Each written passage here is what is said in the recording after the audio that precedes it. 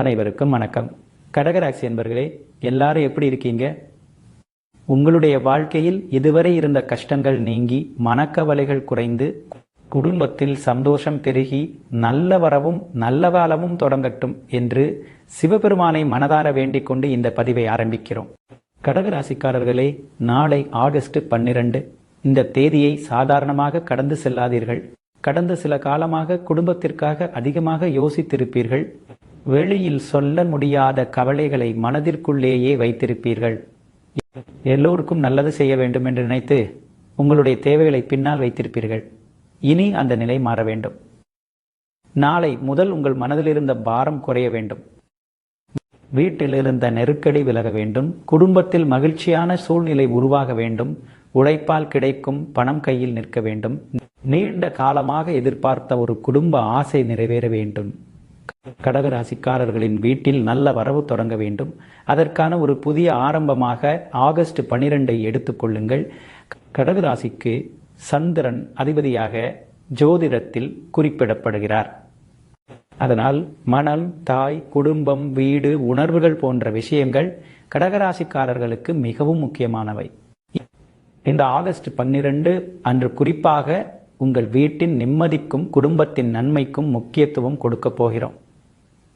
நாளை எந்த தெய்வத்தை முதலில் வணங்க வேண்டும், வீட்டில் என்ன சிறப்பு வழிபாடு செய்ய வேண்டும், எந்த ஒரு வேண்டுதலை மனதில் வைக்க வேண்டும், குடும்பத்தின் கஷ்டம் குறைய என்ன நல்ல செயலை செய்ய வேண்டும், அமாவாசையில் முன்னோர்களுக்காக என்ன செய்ய வேண்டும், எந்த விஷயங்களை கண்டிப்பாக தவிர்க்க வேண்டும், ஆகஸ்ட் 12க்கு பிறகு கடகராசிக்கு கிடைக்கப் போகும் முக்கியமான பலன்கள் என்ன, இவை அனைத்தையும் ஒவ்வொரு பகுதியாக பார்க்க போகிறோம்.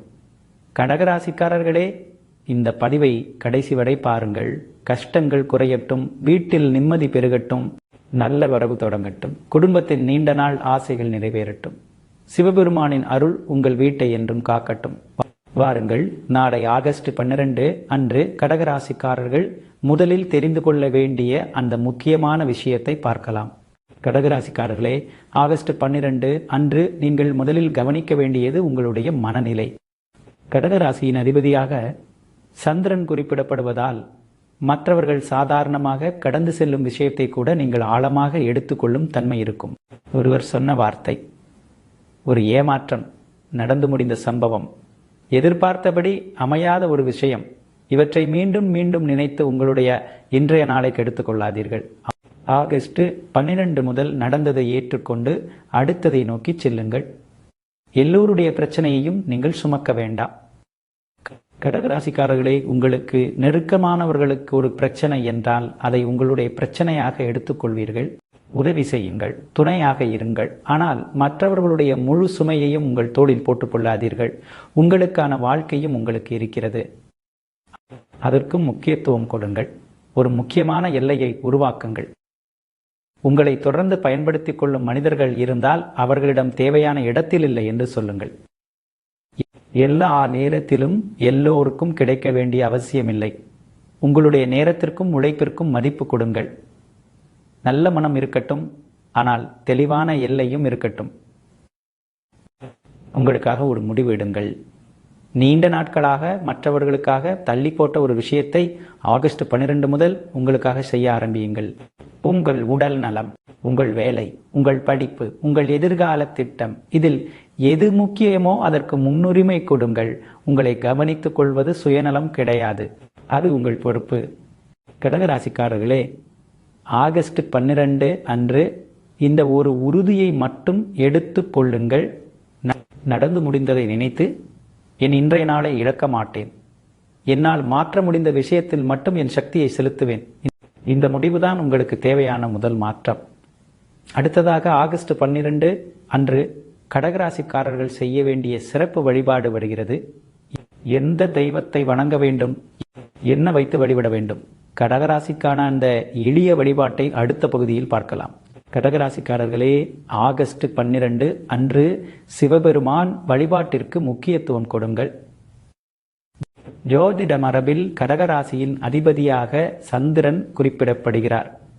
சிவபெருமானின் திருமேனியில் சந்திரன் இடம்பெறுவதால் இந்த நாளில் சிவனை நினைத்து செய்யும் எளிய பிரார்த்தனையை உங்கள் முக்கிய வழிபாடாக வைத்துக் கொள்ளுங்கள். காலையில் இதை செய்யுங்கள். குளித்து முடித்த பிறகு அருகில் சிவன் கோவில் இருந்தால் சென்று தரிசனம் செய்யுங்கள். கோவிலுக்கு செல்ல முடியாதவர்கள் வீட்டிலேயே சிவபெருமானின் படத்திற்கு முன்பு ஒரு தீபம் ஏற்றலாம்.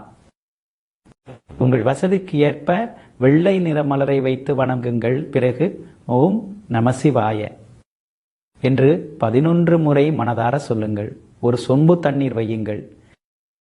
பூஜை செய்யும் நேரத்தில் ஒரு சிறிய பாத்திரத்தில் சுத்தமான தண்ணீரை வைத்து சிவபெருமானை வணங்குங்கள். அந்த நேரத்தில் என் எண்ணங்களில் தெளிவிருக்கட்டும். நான் எடுக்கும் நல்ல முயற்சிகள் சரியான வழியில் செல்லட்டும். தேவையில்லாத பயம் என்னை கட்டுப்படுத்தாமல் இருக்கட்டும். இறைவா, எனக்கு நல்ல வழியை காட்டுங்கள் என்று வேண்டிக் கொள்ளுங்கள். வழிபாடு முடிந்ததும் அந்த தண்ணீரை உங்கள் குடும்ப வழக்கத்திற்கு ஏற்றபடி செடி அல்லது மரத்திற்கு ஊற்றலாம். தாயின் ஆசீர்வாதத்தை பெறுங்கள். கடகராசிக்காரர்களே, இந்த நாளில் இன்னொரு விஷயத்திற்கு முக்கியத்துவம் கொடுங்கள். உங்கள் தாய் உங்களுடன் இருந்தால் அவரிடம் ஆசீர்வாதம் பெற்றுக்கொள்ளுங்கள். அவருக்கு தேவையான ஒரு சிறிய உதவியை செய்யுங்கள். தாய் இல்லாதவர்கள் அவருடைய நினைவில் ஒரு நிமிடம் இறைவனை வணங்குங்கள். அன்றைய பிரார்த்தனையை பெரிய பரிகாரமாக மாற்ற வேண்டிய அவசியமில்லை. ஒரு சிவ தரிசனம், ஒரு தீபம், ஒரு வெள்ளை மலர், ஒரு மனதார பிரார்த்தனை, இதுவே போதும். ஆனால் இந்த வழிபாட்டிற்கு பிறகு கடகராசிக்காரர்கள் எடுக்க வேண்டிய ஒரு முக்கியமான சங்கல்பம் இருக்கிறது. அது பணத்திற்காகவோ பொருளுக்காகவோ மட்டும் கிடையாது. உங்கள் வாழ்க்கையில் எந்த ஒரு விஷயத்தை இனி மாற்றியே ஆக வேண்டும் என்று உறுதி எடுக்க வேண்டும். அதை அடுத்த பகுதியில் பார்க்கலாம். கடகராசிக்காரர்களே, ஆகஸ்ட் 12 அன்று நீங்கள் எடுக்க வேண்டிய சங்கல்பம் உங்களுடைய எதிர்காலத்தை பாதுகாப்பாக மாற்றுவதாக இருக்கட்டும். எவ்வளவு சம்பாதிக்கிறோம் என்பதை விட சம்பாதித்ததில் எவ்வளவு நமக்காக தங்குகிறது என்பதுதான் முக்கியம். அதனால் அன்றைய தினம் ஒரு வெள்ளை காகிதத்தை எடுத்துக்கொள்ளுங்கள். அதில் முதலில் இந்த ஒரு வரியை எழுதுங்கள். என் எதிர்காலத்திற்கான அடித்தளத்தை இன்று முதல் நான் உருவாக்குகிறேன். அதற்கு கீழே அடுத்த ஒரு வருடத்தில் நீங்கள் அடைய வேண்டிய ஒரே ஒரு பொருளாதார இலக்கை எழுதுங்கள்.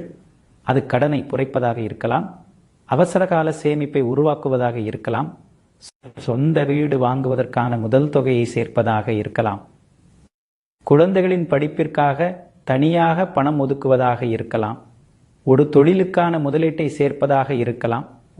உங்களுக்கு உண்மையாக தேவையான ஒன்றை மட்டும் தேர்ந்தெடுங்கள். தொகையை தெளிவாக எழுதுங்கள். நிறைய பணம் சேமிக்க வேண்டும் என்று பொதுவாக எழுத வேண்டாம். உங்களால் நடைமுறையில் செய்யக்கூடிய ஒரு தொகையை முடிவு செய்யுங்கள். உதாரணமாக 12 மாதங்களில் 60,000 இந்திய ரூபாய்கள் சேமிக்க வேண்டும் என்றால் மாதத்திற்கு 5,000 இந்திய ரூபாய்கள் ஒதுக்க வேண்டும். அந்த அளவு முடியவில்லை என்றால் உங்களுடைய வருமானத்திற்கு ஏற்ற தொகையை தேர்ந்தெடுங்கள். சிறிய தொகையாக இருந்தாலும் தொடர்ந்து செய்வதுதான் முக்கியம். 3 செலவுகளை கண்டுபிடியுங்கள். அடுத்து கடந்த ஒரு மாத செலவுகளை நினைத்து பாருங்கள். எந்த 3 இடங்களில் தேவைக்கு அதிகமாக பணம் செலவாகிறது என்பதை எழுதுங்கள். ஆன்லைன் ஆர்டர், தேவையில்லாத சப்ஸ்கிரிப்ஷன், அடிக்கடி வாங்கும் சிறிய பொருட்கள், திட்டமில்லாத செலவுகள், இதில் உங்களிடம் இருப்பதை கண்டுபிடித்து ஒன்றையாவது உடனடியாக குறையுங்கள். சேமிப்பு என்பது மீதம் இருக்கும் பணத்தை வைப்பது மட்டும் கிடையாது. முதலில் சேமிப்பை ஒதுக்கிவிட்டு மீதியை செலவிடும் பழக்கத்தை உருவாக்குங்கள். அடுத்த 30 நாட்களுக்கு ஒரு விதி. ஆகஸ்ட் 12 முதல் அடுத்த 30 நாட்கள் ஒவ்வொரு செலவையும் எழுதுங்கள். 20 இந்திய ரூபாய்கள் என்றாலும் எழுதுங்கள். 2,000 இந்திய ரூபாய்கள் என்றாலும் எழுதுங்கள். மாதம் முடியும் போது உங்கள் பணம் உண்மையாக எங்கே செல்கிறது என்பது தெளிவாக தெரியும். அதற்கு பிறகுதான் எந்த செலவை குறைக்க வேண்டும் என்பதையும் சரியாக முடிவு செய்ய முடியும். சங்கல்பமாக இந்த வார்த்தைகளை சொல்லுங்கள். எனக்கு கிடைக்கும் வருமானத்தை பொறுப்புடன் பயன்படுத்துவேன். தேவைக்கும் ஆசைக்கும் உள்ள வித்தியாசத்தை புரிந்து கொள்வேன். என் குடும்பத்தின் எதிர்காலத்திற்காக தொடர்ந்து சேமிப்பேன். கடன் வாங்க வேண்டிய சூழ்நிலையை குறைப்பேன். என்னிடம் இருப்பதை பாதுகாத்து வளர்ப்பேன். கடகராசிக்காரர்களே, பெரிய மாற்றம் ஒரே நாளில் உருவாக வேண்டியதில்லை. 100 இந்திய ரூபாய்கள் சேமிப்பில் ஆரம்பித்தாலும் பரவாயில்லை. ஆனால் ஆரம்பித்ததை நிறுத்தாதீர்கள். ஒரு வருடம் கழித்து திரும்பி பார்க்கும்போது இன்று எடுத்த இந்த சிறிய முடிவுதான் உங்களுக்கு ஒரு பாதுகாப்பான அடித்தளத்தை உருவாக்கி இருக்கும். அடுத்ததாக ஆகஸ்ட் 12 அன்று கடகராசிக்காரர்கள் செய்ய வேண்டிய 5 விசேஷமான நல்ல செயல்கள் இருக்கின்றன. வீட்டிற்காக 1, உங்களுக்காக 1, இன்னொருவருடைய நன்மைக்காக 1, அந்த 5 செயல்கள் என்ன என்பதை அடுத்த பகுதியில் பார்க்கலாம். கடகராசிக்காரர்களே, ஆகஸ்ட் 12 அன்று இந்த 5 எளிய செயல்களை செய்து பாருங்கள். பெரிய செலவோ கடினமான பரிகாரமோ தேவையில்லை. உங்கள் வீட்டிற்கும் உங்களை சுற்றி இருப்பவர்களுக்கும் பயன் தரக்கூடிய செயல்களாக இவை இருக்கட்டும். முதல் செயல், வீட்டின் வாசலை சுத்தமாக வைத்துக் கொள்ளுங்கள். காலையில் வீட்டின் முக்கிய வாசல் பகுதியை சுத்தம் செய்யுங்கள். தேவையில்லாமல் குவிந்து கிடக்கும் பழைய பொருட்களை அகற்றுங்கள். உடைந்த பொருள், பயன்படுத்தாத காலணி, காலி பெட்டி போன்றவை வாசலில் இருந்தால் வேறு இடத்திற்கு மாற்றுங்கள். வீட்டிற்குள் நுழையும் முதல் இடம் சுத்தமாகவும் ஒழுங்காகவும் இருக்கட்டும். வீட்டின் மாற்றத்தை வாசலில் இருந்து தொடங்குங்கள். இரண்டாவது செயல், வீட்டில் உணவு வீணாக விடாதீர்கள். அன்று தேவையான அளவு மட்டும் சமைக்க முயற்சி செய்யுங்கள். சாப்பிடக்கூடிய உணவை குப்பையில் போடாமல் பார்த்து கொள்ளுங்கள். மீதமான உணவை பாதுகாப்பாக பயன்படுத்த முடிந்தால் பயன்படுத்துங்கள். உணவின் மதிப்பை குடும்பத்தில் இருக்கும் குழந்தைகளுக்கும் சொல்லிக் கொடுங்கள். மூன்றாவது செயல், குடும்பமாக ஒரு முறை சேர்ந்து சாப்பிடுங்கள். வேலை, போன், டிவி என்று ஒவ்வொருவரும் தனித்தனியாக இருப்பதை விட அன்று குறைந்தபட்சம் ஒரு வேளையாவது குடும்பமாக சேர்ந்து உணவு சாப்பிடுங்கள். சாப்பிடும் நேரத்தில் மொபைல் போனை ஓரமாக வையுங்கள். அந்த சில நிமிடங்களில் ஒருவருடைய நாளை பற்றி இன்னொருவர் கேளுங்கள். ஒரே வீட்டில் இருப்பது மட்டும் குடும்பம் கிடையாது, ஒன்றாக நேரம் செலவிடுவதும் முக்கியம். நான்காவது செயல், தண்ணீரை வீணாக்காதீர்கள். கடகராசியும் நீர் தத்துவமும் ஜோதிடத்தில் தொடர்புபடுத்தப்படுகின்றன. அதனால் அன்று வீட்டில் தேவையில்லாமல் தண்ணீர் வீணாகிறதா என்பதை கவனியுங்கள். லீக் ஆகும் தீயைப்பி இருந்தால் சரி செய்யுங்கள். தண்ணீரை பயன்படுத்தும் போது தேவையான அளவு மட்டும் பயன்படுத்துங்கள். இயற்கை கொடுக்கும் வளத்தை மதிப்பதும் ஒரு நல்ல பழக்கம். ஐந்தாவது செயல், வீட்டிற்கு அருகில் இருக்கும் ஒருவரை கவனியுங்கள். தனியாக வசிக்கும் வயதானவர், உடலால் சிரமப்படும் அக்கம் பக்கத்தினர் அல்லது உதவி தேவைப்படும் ஒருவர் உங்களுக்கு தெரிந்திருந்தால் அவர்களிடம் ஏதாவது உதவி வேண்டுமா என்று ஒரு முறை கேளுங்கள். மருந்து வாங்கி கொடுப்பது, கடைக்கு சென்று பொருள் வாங்கி தருவது அல்லது சில நிமிடங்கள் அவர்களுடன் பேசுவது கூட போதும். சில நேரங்களில் பணத்தை விட ஒருவருக்கு நேரமும் கவனிப்பும் தான் அதிகம் தேவைப்படும். கடகராசிக்காரர்களே, ஆகஸ்ட் 12 அன்று இந்த 5 செயல்களில் உங்களால் முடிந்தவற்றை செய்யுங்கள். வீடு சுத்தமாக இருக்கட்டும், உணவிற்கு மதிப்பு இருக்கட்டும், குடும்பத்திற்கு நேரம் இருக்கட்டும், இயற்கை வளத்திற்கு பொறுப்பு இருக்கட்டும், தேவைப்படும் மனிதருக்கு உதவி இருக்கட்டும். அடுத்ததாக ஆகஸ்ட் 12 அமாவாசையில் கடகராசிக்காரர்கள் கவனிக்க வேண்டிய முக்கியமான பகுதி வருகிறது. உங்கள் முன்னோர்களுக்காக அன்று என்ன செய்ய வேண்டும்? குடும்பத்தில் பல வருடங்களாக தொடரும் எந்த ஒரு விஷயத்தை உங்கள் தலைமுறையோடு மாற்ற வேண்டும். அதை அடுத்த பகுதியில் பார்க்கலாம். கடகராசிக்காரர்களே, ஆகஸ்ட் 12 அமாவாசையில் உங்களுக்கு முன்பு வாழ்ந்த குடும்ப பெரியவர்களை நன்றியுடன் நினைவு கூறுங்கள். அமாவாசை நாளில் முன்னோர்களை நினைத்து வழிபடுவது நம்முடைய பாரம்பரியத்தில் நீண்ட காலமாக பின்பற்றப்படும் வழக்கம். உங்கள் குடும்பத்தில் ஏற்கனவே திதி, தர்ப்பணம் அல்லது வேறு முன்னோர் வழிபாட்டு முறை இருந்தால் அந்த குடும்ப வழக்கத்தையே பின்பற்றுங்கள். புதிதாக கடினமான பரிகாரங்களை உருவாக்க வேண்டிய அவசியமில்லை. முன்னோர்களிடமிருந்து வந்த நல்ல ஒன்றை தொடருங்கள். உங்கள் குடும்பத்தை ஒரு நிமிடம் திரும்பி பாருங்கள். உங்களுக்கு முன்பு வாழ்ந்தவர்களில் ஒருவர் கடின உழைப்பாளியாக இருந்திருக்கலாம், ஒருவர் நேர்மையாக வாழ்ந்திருக்கலாம், ஒருவர் குடும்பத்தை ஒன்றாக வைத்திருக்க போராடி இருக்கலாம், ஒருவர் எவ்வளவு கஷ்டம் வந்தாலும் தன்னம்பிக்கையை விடாமல் இருந்திருக்கலாம். அவர்களிடமிருந்த ஒரு நல்ல குணத்தை உங்கள் வாழ்க்கையில் தொடர வேண்டும் என்று முடிவு செய்யுங்கள். அதுதான் அவர்களுக்கு நீங்கள் கொடுக்கக்கூடிய உண்மையான மரியாதைகளில் ஒன்று. தலைமுறையாக வரும் ஒரு தவறை உங்களோடு நிறுத்துங்கள். அதே நேரத்தில் குடும்பத்தில் நீண்ட காலமாக தொடர்ந்து வரும் தவறான பழக்கத்தையும் கவனியுங்கள்.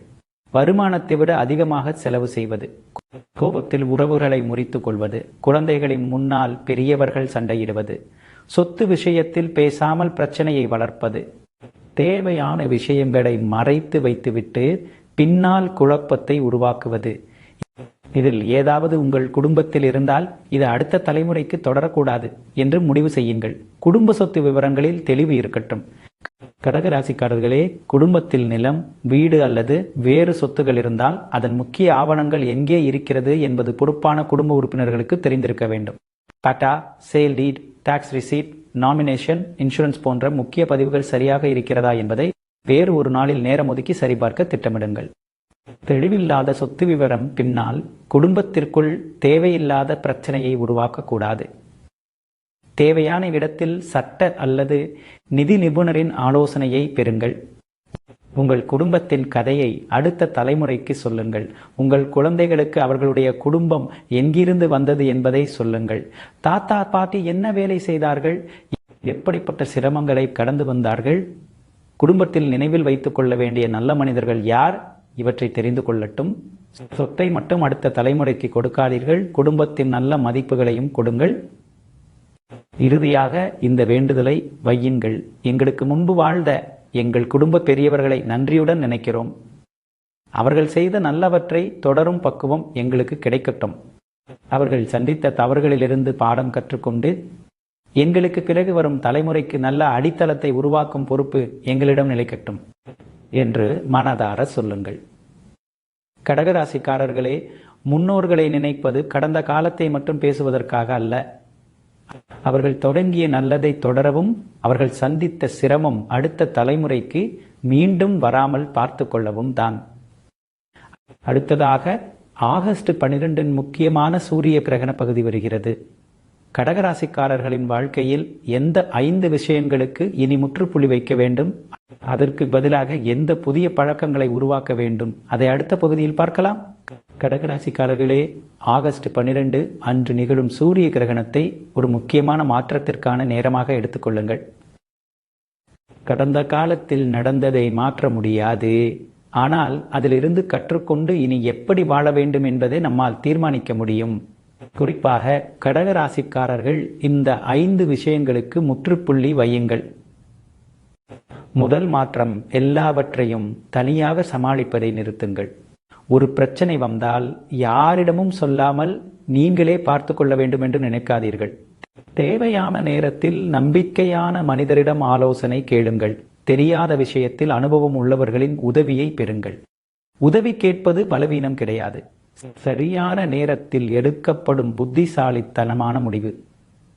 இரண்டாவது மாற்றம், பழைய அவமானத்தை சுமக்காதீர்கள். பல வருடங்களுக்கு முன்பு ஒருவர் உங்களை குறைத்து பேசியிருக்கலாம்.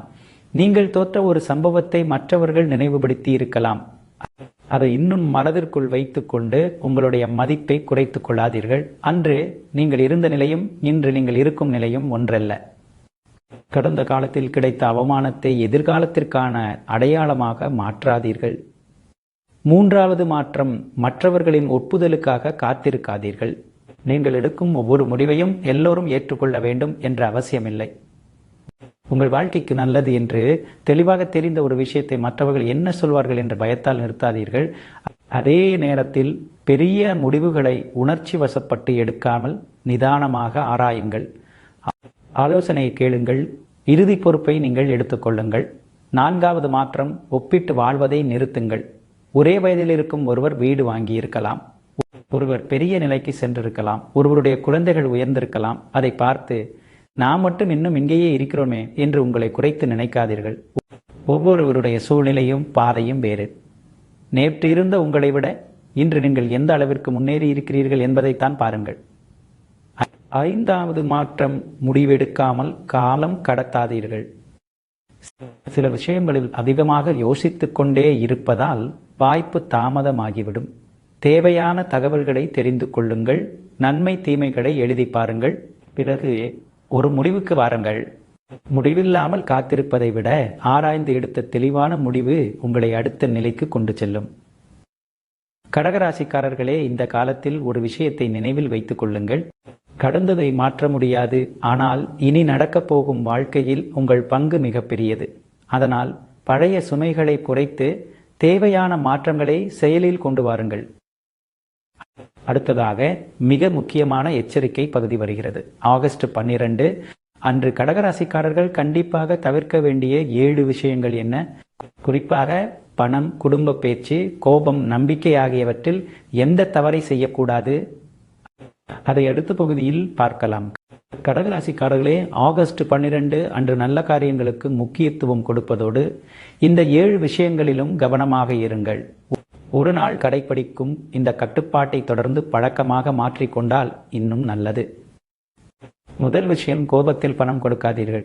யாராவது அவசரமாக பணம் கேட்கிறார்கள் என்பதற்காக உடனடியாக கொடுக்க வேண்டாம். கடனாக பெரிய தொகை கொடுக்கும்போது அதன் காரணம், திருப்பித் தரும் முறை ஆகியவற்றை தெளிவாக தெரிந்து கொள்ளுங்கள். உறவு வேறு, பணத்தில் தெளிவு வேறு. உங்களால் விளக்க முடியாத தொகையை யாருக்கும் அவசரமாக கொடுக்காதீர்கள். இரண்டாவது விஷயம், குடும்ப பிரச்சனையை வெளியே கொண்டு செல்லாதீர்கள்.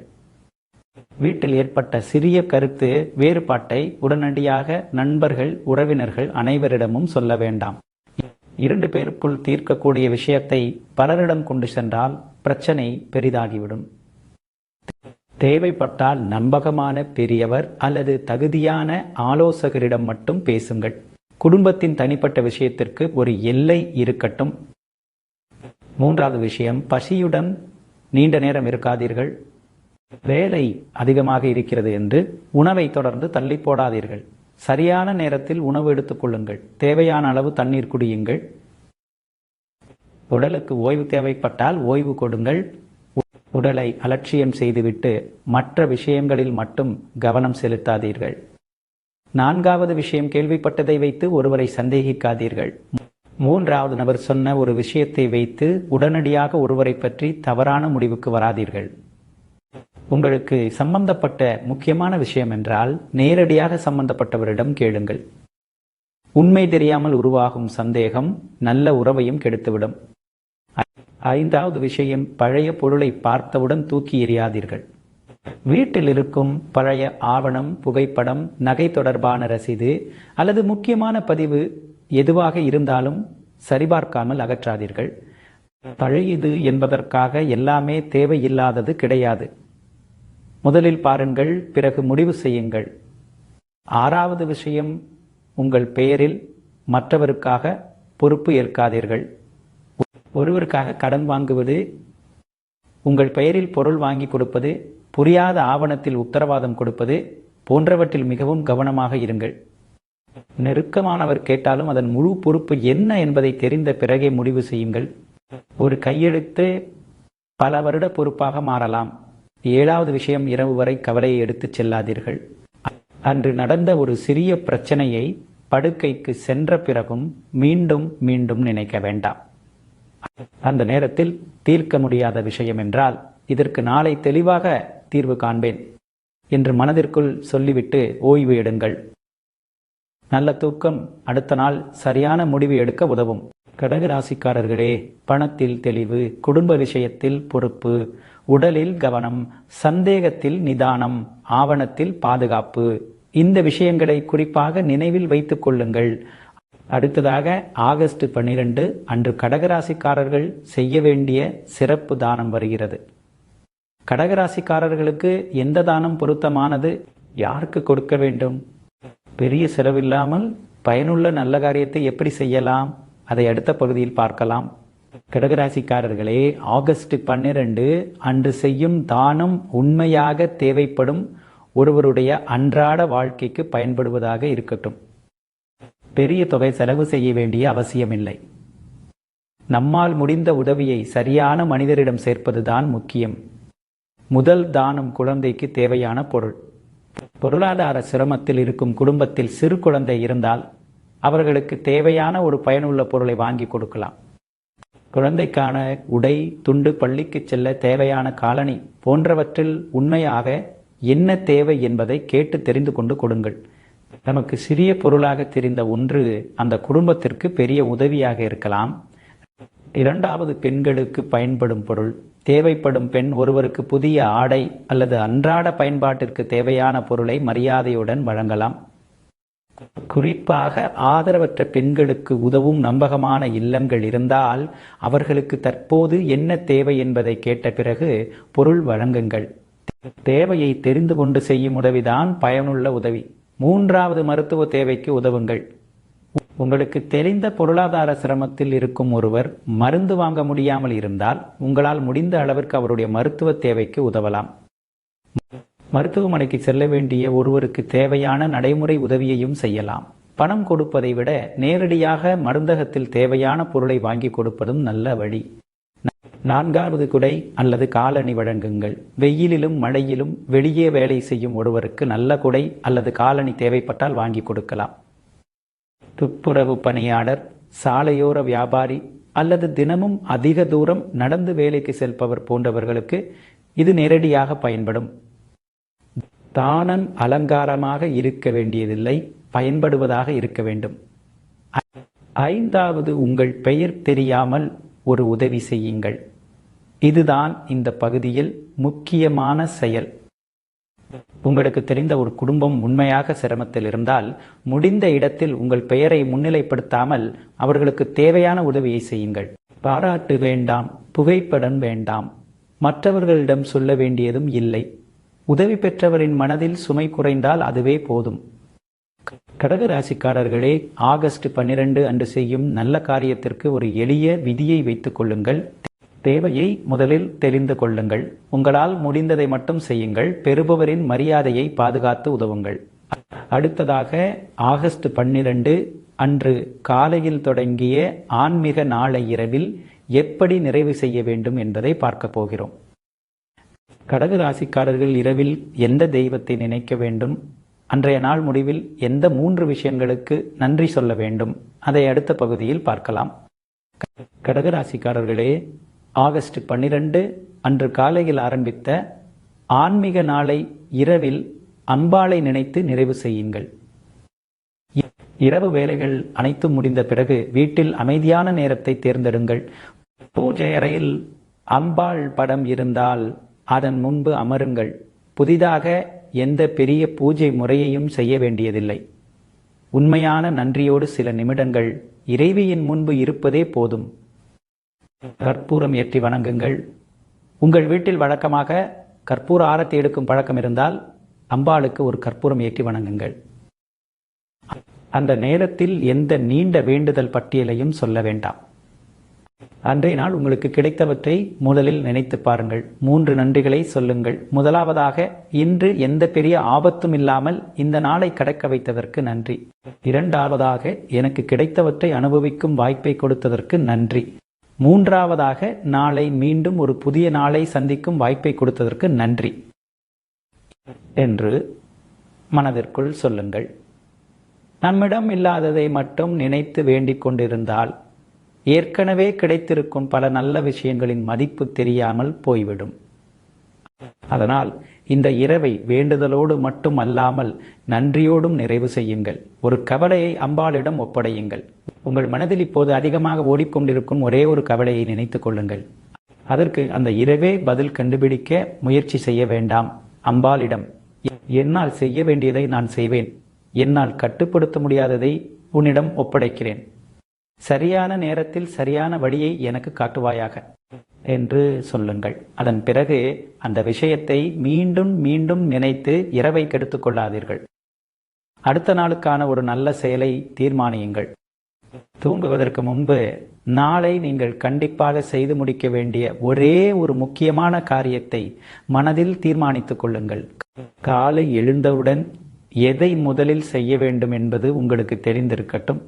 நாளை எப்படி தொடங்க வேண்டும் என்ற தெளிவோடு இன்றைய நாளை முடிப்பது மிக முக்கியம். கடகராசிக்காரர்களே, ஆகஸ்ட் 12 இரவில் நன்றியை சொல்லுங்கள்.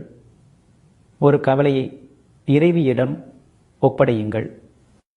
அடுத்த நாளுக்கான ஒரு நல்ல செயலை தீர்மானியுங்கள்.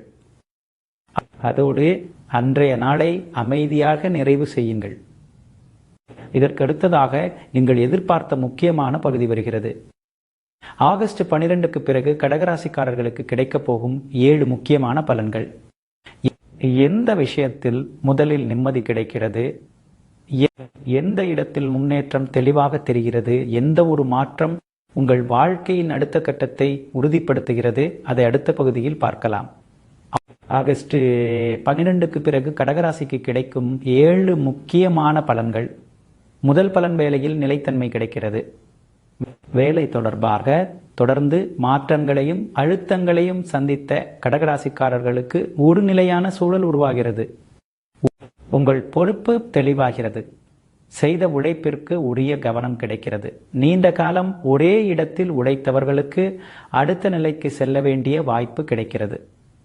இரண்டாவது பலன், தொழிலில் பழைய முயற்சி பலன் கொடுக்கிறது.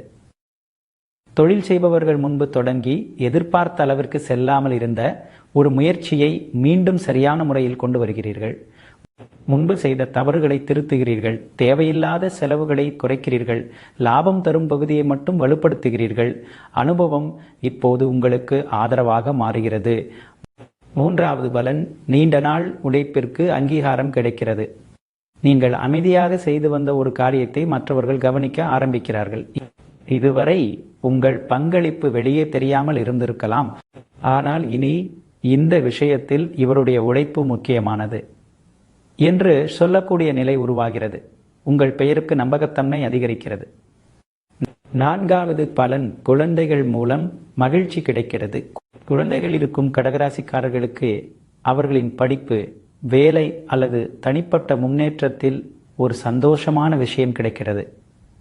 அவர்கள் எடுத்த ஒரு நல்ல முடிவு உங்களுக்கு பெருமையை கொடுக்கிறது.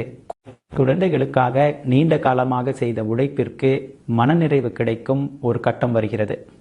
ஐந்தாவது பலன், ஒரு பழைய முயற்சிக்கு இரண்டாவது வாய்ப்பு கிடைக்கிறது. ஒரு காலத்தில் நீங்கள் முயற்சி செய்து பாதையில் நின்ற ஒரு விஷயம் மீண்டும் உங்கள் முன்னால் வருகிறது. இந்த முறை முன்பு இருந்த அனுபவத்தோடு அதை அணுகுகிறீர்கள். முதல் முறை நடந்த தவறை மீண்டும் செய்யாமல் சரியான முறையில் கையாளுகிறீர்கள். ஒரு முறை தவறவிட்டது, நிரந்தரமாக முடிந்துவிட்டது என்று நினைக்க வேண்டியதில்லை. ஆறாவது பலன், முக்கியமான பொறுப்பு உங்கள் கைக்கு வருகிறது. வேலை, தொழில் அல்லது குடும்ப நிர்வாகத்தில் மற்றவர்கள் உங்களை நம்பி ஒரு முக்கியமான பொறுப்பை ஒப்படைக்கிறார்கள். அதை சுமையாக மட்டும் பார்க்காதீர்கள். உங்கள் திறனை நிரூபிக்க கிடைத்த வாய்ப்பாக பயன்படுத்துங்கள். அந்த ஒரு பொறுப்பை சரியாக கையாளுவது பின்னால் பெரிய மதிப்பை உருவாக்குகிறது. ஏழாவது பலன், நீண்டகால முன்னேற்றத்திற்கான அடித்தளம் அமைகிறது. இதுதான் இந்த 7 பலன்களிலும் முக்கியமானது. குறுகிய கால சந்தோஷத்தை மட்டும் தேடாமல் அடுத்த சில வருடங்களுக்கு பயன் தரக்கூடிய ஒரு பாதையில் நீங்கள் உறுதியாக நிற்கிறீர்கள். ஒரு நல்ல பழக்கம், ஒரு நிலையான வருமான வழி, ஒரு முக்கியமான திறன், ஒரு பொறுப்பான முடிவு, இதில் ஒன்று உங்கள் அடுத்த சில வருடங்களின் வளர்ச்சிக்கு அடிப்படையாக அமைகிறது. கடகராசிக்காரர்களே, நிலையான வேலை, அனுபவத்தால் தொழில் வளர்ச்சி, உழைப்பிற்கு அங்கீகாரம், குழந்தைகள் மூலம் மகிழ்ச்சி, பழைய முயற்சிக்கு மறுவாய்ப்பு, முக்கியமான பொறுப்பு, நீண்டகால வளர்ச்சிக்கான அடித்தளம். இந்த 7 விஷயங்களையும் சரியான முறையில் பயன்படுத்துங்கள். அடுத்ததாக மிகவும் முக்கியமான பகுதி 11 வருகிறது. ஆகஸ்ட் 12க்கு பிறகு வரும் 21 நாட்கள் கடகராசிக்காரர்களுக்கு 3 கட்டங்களாக எப்படி அமைகிறது? முதல் 7 நாட்களில் எதை சரி செய்ய வேண்டும், அடுத்த 7 நாட்களில் எது உறுதியாகிறது, கடைசி 7 நாட்களில் எந்த பெரிய மாற்றத்தை நீங்கள் பார்க்க போகிறீர்கள், அதை அடுத்த பகுதியில் பார்க்கலாம். ஆகஸ்ட் 12க்கு பிறகு வரும் 21 நாட்கள் கடகராசியின் 3 முக்கிய கட்டங்கள். இந்த 3 வாரங்களையும் 3 தனித்தனி கட்டங்களாக எடுத்துக்கொள்ளுங்கள். ஒவ்வொரு 7 நாட்களிலும் உங்கள் கவனம் வேறு ஒரு விஷயத்தில் இருக்க வேண்டும். முதல் 7 நாட்கள் முடிக்காமல் வைத்திருப்பதை முடிக்கிறீர்கள். முதல் 7 நாட்களில் புதிதாக நிறைய விஷயங்களை தொடங்குவதற்கு முன்பு ஏற்கனவே பாதியில் நிற்கும் காரியங்களை பாருங்கள். நீண்ட நாட்களாக பதில் அனுப்பாமல் வைத்திருக்கும் ஒரு விஷயம், சென்று பார்க்க வேண்டிய ஒரு இடம், சரி செய்ய வேண்டிய ஒரு பொருள், திருப்பி கொடுக்க வேண்டிய ஒன்று, முடிக்காமல் வைத்திருக்கும் ஒரு சிறிய பொறுப்பு. இதில் முடிந்தவற்றை ஒவ்வொன்றாக நிறைவு செய்யுங்கள். சிறிய காரியங்கள் என்று தொடர்ந்து தள்ளி போடும் போதுதான் அவை மனதிற்குள் பெரிய சுமையாக மாறுகின்றன. முதல் 7 நாட்களின் முடிவில் நீண்ட நாட்களாக இருந்த ஒரு வேலை இன்று முடிந்துவிட்டது என்று சொல்லக்கூடிய நிலை இருக்கட்டும். அடுத்த 7 நாட்கள் மனிதர்களின் உண்மையான இடம் புரிகிறது. இரண்டாவது 7 நாட்களில் உங்களை சுற்றி இருப்பவர்களை கவனியுங்கள். உங்களுக்கு உண்மையாக துணையாக இருப்பவர் யார்? தேவை இருக்கும் போது மட்டும் வருபவர் யார்? நீங்கள் வளர வேண்டும் என்று நினைப்பவர் யார்? உங்களை தொடர்ந்து பின்னால் இழுப்பவர் யார்? இந்த வித்தியாசம் தெளிவாக புரிகிறது. அதற்காக யாரிடமும் சண்டை போட வேண்டியதில்லை. யாருக்கு எவ்வளவு இடம் கொடுக்க வேண்டும் என்பதை மட்டும் தெரிந்து கொள்ளுங்கள். எல்லோரையும் ஒரே அளவிற்கு நம்ப வேண்டிய அவசியமில்லை. மரியாதை அனைவருக்கும் இருக்கட்டும், ஆனால் நெருக்கம் தகுதியானவர்களுக்கு மட்டும் இருக்கட்டும். கடைசி 7 நாட்கள் உங்கள் வாழ்க்கை முறையில் ஒரு மாற்றம் நிலைக்கிறது. மூன்றாவது 7 நாட்களில் ஒரு நல்ல மாற்றத்தை நிரந்தரமாக்குங்கள். காலையில் சீக்கிரம் எழுவது, தினமும் சிறிது நேரம் நடப்பது, சரியான நேரத்தில் தூங்குவது, வாரத்திற்கு ஒரு நாள் தேவையான வேலைகளை முன்கூட்டியே திட்டமிடுவது. உங்களுக்கு பொருத்தமான ஒரு நல்ல பழக்கத்தை தேர்ந்தெடுத்து தொடர்ந்து செய்யுங்கள். 10 பழக்கங்களை ஒரே நேரத்தில் மாற்ற வேண்டியதில்லை. ஒரே ஒரு நல்ல பழக்கம் வாழ்க்கையின் பல பகுதிகளை ஒழுங்குபடுத்தும். 21வது நாள் உங்களை நீங்களே மதிப்பீடு செய்யுங்கள். 21 நாட்கள் முடிந்ததும் ஒரு காகிதத்தை எடுத்துக்கொண்டு 3 விஷயங்களை எழுதுங்கள். நான் முடித்தது என்ன? நான் புரிந்து கொண்டது என்ன? நான் தொடர்ந்து செய்ய போவது என்ன? இந்த 3 கேள்விகளுக்கும் நேர்மையாக பதில் எழுதுங்கள். மற்றவர்களிடம் காட்ட வேண்டிய அவசியம் இல்லை. அது உங்களுக்கான கணக்கு. இந்த 21 நாட்களின் முடிவில் பெரிய அதிசயத்தை தேட வேண்டாம். உங்களுடைய செயல்களில் ஏற்பட்ட மாற்றத்தை பாருங்கள். நீங்கள் தள்ளி போட்டதை புதைத்திருந்தால் அது முன்னேற்றம். யாருக்கு முக்கியத்துவம் கொடுக்க வேண்டும் என்பதை புரிந்திருந்தால் அது தெளிவு. ஒரு நல்ல பழக்கத்தை தொடர்ந்து கொண்டிருந்தால் அது வளர்ச்சி. கடகராசிக்காரர்களே, முதல் 7 நாட்கள் முடிக்க வேண்டியதை முடிக்கிறீர்கள். அடுத்த 7 நாட்கள் மனிதர்களை புரிந்து கொள்கிறீர்கள். கடைசி 7 நாட்கள் ஒரு நல்ல மாற்றத்தை நிலைநிறுத்துகிறீர்கள். இதற்கு பிறகு இந்த பதிவின் இறுதி பகுதி 12 வருகிறது. ஆகஸ்ட் 12க்கு முன்பு இருந்த கடகராசிக்கும் இந்த 21 நாட்களுக்கு பிறகு உருவாகும் கடகராசிக்கும் என்ன வித்தியாசம்? இனி உங்கள் வாழ்க்கையில் நீங்கள் கட்டியெழுப்ப வேண்டிய மிகப்பெரிய உயரம் என்ன? கடகராசிக்காரர்களின் புதிய அத்தியாயம் எப்படி இருக்க போகிறது? அதை இறுதி பகுதியில் பார்க்கலாம். கடகராசிக்காரர்களே, இப்போது இந்த பதிவின் இறுதி பகுதிக்கு வந்துவிட்டோம். ஆகஸ்ட் 12. இந்த நாளை வெறும் ஒரு தேதியாக நினைவில் வைத்துக் கொள்ளாதீர்கள். உங்களுக்காகவும் உங்கள் எதிர்காலத்திற்காகவும் உறுதியாக நிற்க ஆரம்பித்த நாளாக நினைவில் வைத்துக் கொள்ளுங்கள்.